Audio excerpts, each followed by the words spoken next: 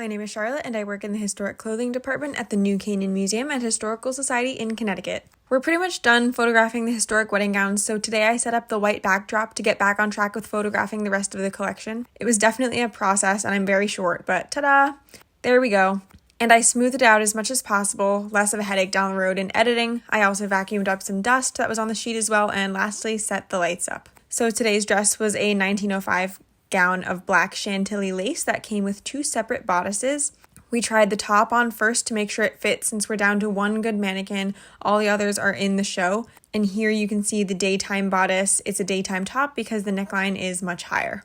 Also, here is me removing the head stake from the neck. We don't need it and the head looks weird.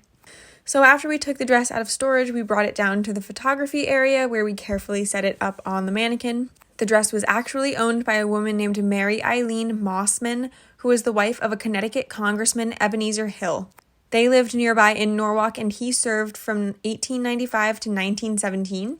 They had 3 daughters who were extremely active in the suffragette movement. Their names were Elsie, Helen, and Cara. Elsie Hill is probably the most famous. I was able to find lots of pictures of her and her father, but sadly none of Mary herself. Here is a close-up of the dress, and I also took a video of the evening bodice. The neckline is much wider and it features a gorgeous sparkled ruffle around the neckline and the shoulders. There it is.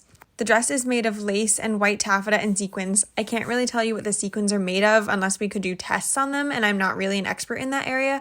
But I just love gowns from this era because their skirts fall so beautifully. These are the final photos for our database newsletter and social media, and here are the photos of Ebenezer, Elsie, and Elsie again in the fur coat. Thanks for watching!